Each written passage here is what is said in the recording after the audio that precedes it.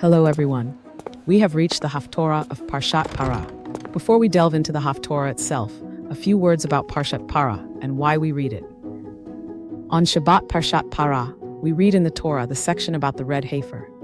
When the holy temple stood, they would sprinkle the ashes of the Red Heifer on anyone who had become impure through contact with the dead, so that they could be purified and enter the temple and eat from the sacrifices.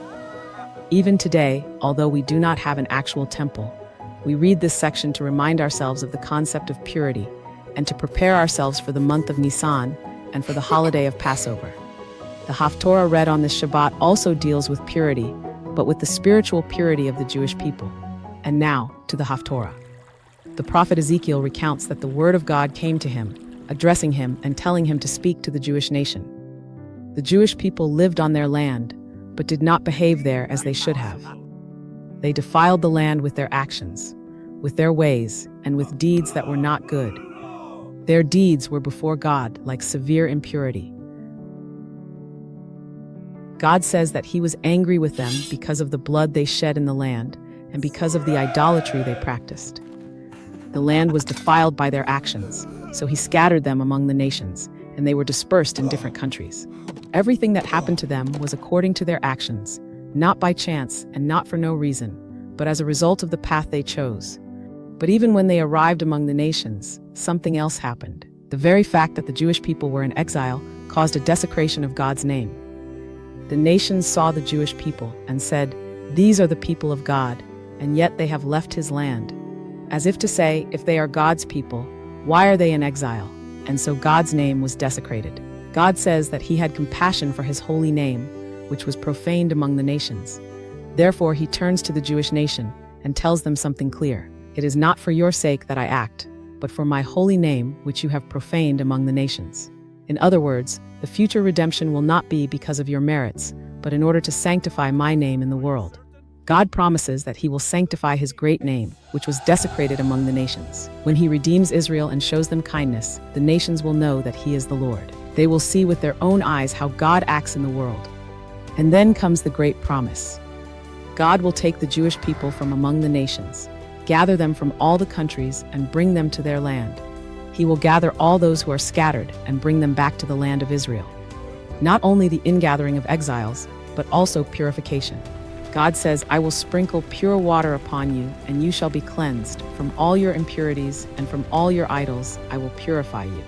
Just as in the portion of the Red Heifer, where one is purified from impurity, so too here it refers to spiritual purification. God promises to give the Jewish people a new heart and a new spirit. He will remove the heart of stone, the hard and blocked heart, and give a heart of flesh, a soft, living, and sensitive heart. In addition, he will place his spirit within them and cause them to walk in his ways, keep his commandments, and practice them. The Jewish people will dwell in the land that God gave to their ancestors, and they will be his people, and he will be their God. There will be renewed closeness and connection. God also promises to save them from all impurities. He will increase the grain, and there will no longer be famine. The fruits of the tree and the produce of the field will multiply, so that they will no longer suffer the shame of hunger among the nations. But within all these promises, there is also a point of self-reflection. God says that the Jewish people will remember their evil ways and their deeds that were not good, and they will despise themselves for the sins and abominations they committed. They will be ashamed of their actions and will understand that they did not follow the right path. And again, God emphasizes, "I am not doing this for your sake, but for the sake of my name. You must know this. Be ashamed and turn away from your ways." Later, God promises that on the day he purifies them from all their sins, he will resettle the ruined cities, and the ruins will be rebuilt, and the land that was desolate will be cultivated and bear fruit. Anyone who passes by will say, "This land that was desolate has become like the Garden of Eden." The ruined and destroyed cities have been resettled and fortified, and then the nations that remain around will know that I, the Lord, have rebuilt what was destroyed and have given life to what was desolate.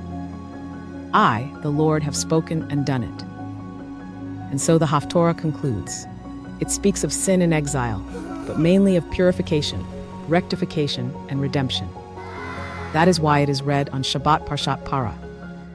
to remind us that there is purification for the individual and purification for all of Israel. And there is a clear promise that God will purify us and return us to our home in holiness and joy.